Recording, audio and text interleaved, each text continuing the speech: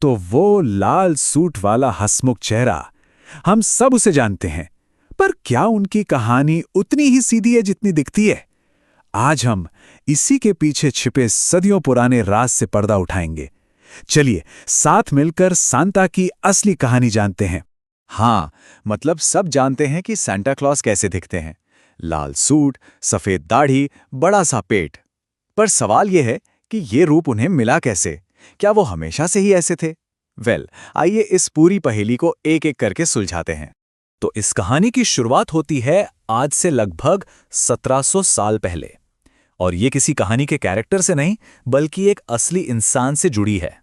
यहीं से Santa Claus के किरदार की नींव पड़ी। मिलिए सेंट निकोलस से।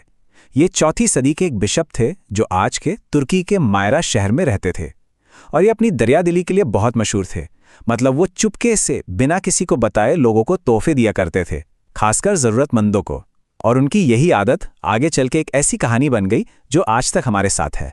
अच्छा, क्रिसमस पर वो जो मोजे लटकाने की परंपरा है ना, उसके पीछे भी एक बहुत ही दिलचस्प कहानी है।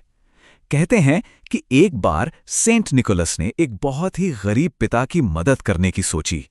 तो उन्होंने क्या किया? रात के अंधेरे में चुपके से चिमनी से सोने के सिक्के गिरा दिए, और वो सिक्के सीधे जाकर गिरे चिमनी के पास सूख रहे मौजों में। बस कहते हैं कि यहीं से ये प्यारी सी रस्म शुरू हो गई। अब जैसे जैसे ये कहानी यूरोप में फैली, इसने अलग अलग रूप ले लिए। जैसे डच लोगों के लिए थे सिंटरक्लास और अंग्रेजों के लिए थे फादर क्रिसमस। और फिर हुआ ये कि जब ये दोनों किरदार प्रवासियों के साथ अमेरिका पहुंचे, तो वहां जाकर ये एक दूसरे में मिल गए और जन्म हुआ एक नए अमेरिकन हीरो का, जिसे हम आज सांता क्लॉज के नाम से जानते हैं। तो कहानी अब अमेरिका पहुंच चुकी है और यहीं 19वीं सेंचुरी में सांता को वो शक्ल मिली जिसे आज पूरी दुनिया पहचानती है। ये एक ऐसा दौर था, एक ऐसा बदलाव था जिसने सांता क्लॉज को हमेशा हमेशा के लिए बदल के रख दिया। और ये बदलाव ना बहुत तेजी से आया। सबसे पहले 1823 में एक बहुत मशहूर कविता आई जिसने सांता को उनकी उड़ने वाली स्लेज और 8 रेनडियर दिए। फिर 1860 के दशक में एक कार्टूनिस्ट थॉमस नास्ट ने उन्हें उनका वो गोलमटोल शरीर, दाढ़ी और लाल सूट दिया। और 1880 तक नास्ट ने ही सांता का घर और वर्कशॉप नॉर्थ पोल में भी बसा दिया। मतलब कुछ ही दशकों में सांता का पूरा किरदार तैयार हो चुका था। बस इसी एक लाइन ने सांता की छवि को हमेशा के लिए हमारे मन में बसा दिया। वो गोल मटोल और मोटा था, एक सच्चा हंसमुख बूढ़ा बौना। इसी कविता ने सही मायनों में हमें एक दयालु और जादुई सांता से मिलवाया था। फिर आई 20वीं सदी और एक बहुत बड़ा ब्रांड आया, कोका कोला। उन्होंने सांता की इसी नई छवि को लिया और उसे दुनिया भर में इतना मशहूर कर दिया, इतना मशहूर कि वो हमेशा के लिए हमारी यादों का हिस्सा बन गई। पर यहीं पर एक बहुत बड़ा सवाल उठता है जो अक्सर लोग पूछते हैं, क्या सांता का ये लाल सूट कोका कोला ने बनाया था? ज्यादातर लोगों को तो यही लगता है, पर क्या ये सच है? इसका सीधा सा जवाब है नहीं, बिल्कुल नहीं। सच तो यह है कि लाल सूट तो दशकों पहले ही कार्टूनिस्ट थॉमस नास्ट बना चुके थे।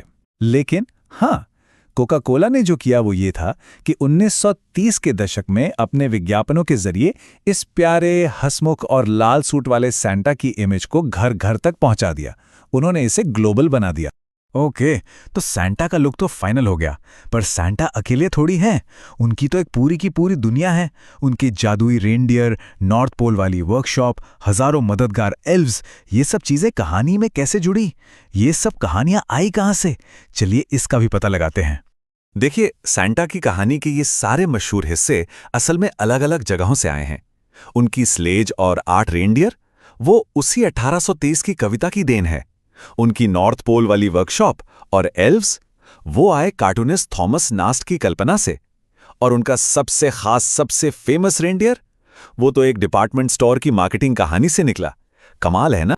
और हाँ, टीम का 9वां और सबसे नया मेंबर रूडोल्फ, उसकी वो चमकती लाल नाक की कहानी इतनी पसंद की गई कि वो दुनिया का सबसे मशहूर रेनडियर बन गया। और इसी के साथ सांता की टीम हो गई पूरी 8 से 9।